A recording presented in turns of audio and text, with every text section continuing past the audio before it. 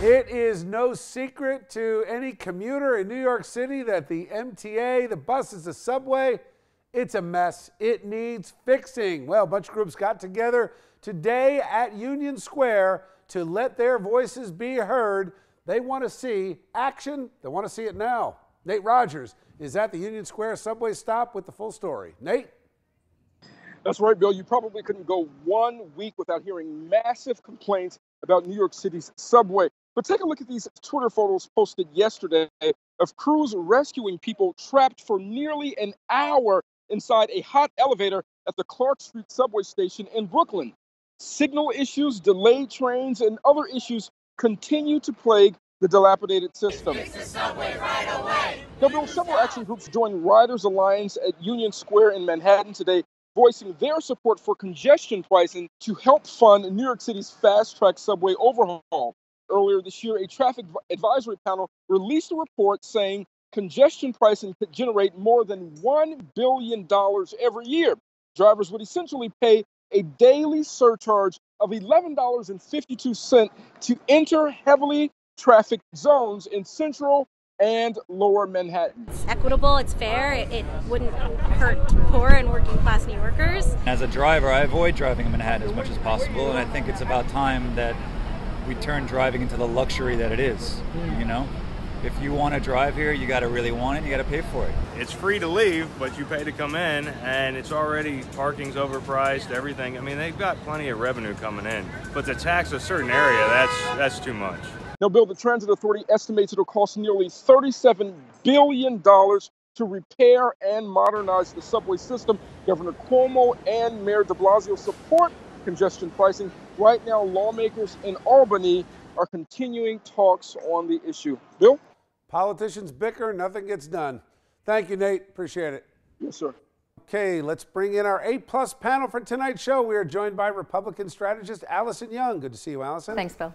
And attorney and Democratic strategist Bill Caruso back with us. Good to see you, Bill. Hey, Bill.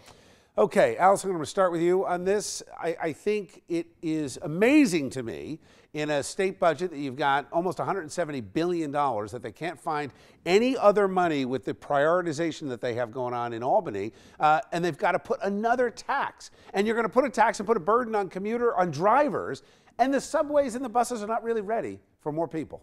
I think it's a fair criticism for sure, but this is where, you know, I think Bill and I are trading a little some roles here. I am always against all these extra taxes on consumers. However, this is fundamentally a consumption tax. This is about you paying for what you do. If you're creating the congestion, then you pay for it. I'm a public transit rider. I'm all for getting the funds that we need to get the subways and the buses fixed. So, Bill, to that point, user taxes, I'm a big believer in that. I'm okay with tolls, beach tags, the whole 9 yards. Why not just charge the riders more? I'm with you on that. I will say this to you, though. You will pry the steering wheel out of my cold, dead hand. I am not a public transit rider. I like riding my car, and I like being in control of what I'm doing. And what this tax is, this is a misery tax. This isn't going to solve this problem. This is taking people that are able to function, they're able to get into Manhattan themselves, and saying, you know what?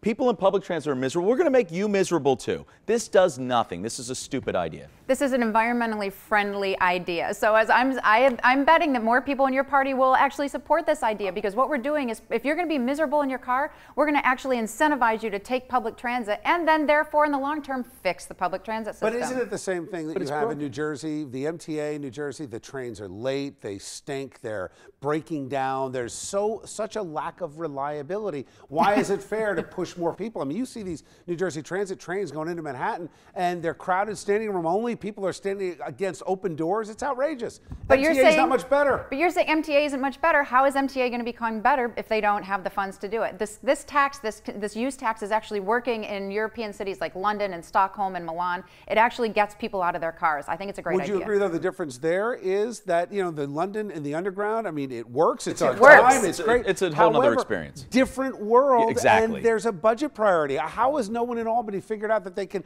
allocate other money? How much money are they wasting? Albany's broken, so what they want to do is punish us. And that's wrong, because in these other areas, you have beautiful public transit systems that actually work, and people can get to work or wherever they're going. That's not the case in our world right now. It's not.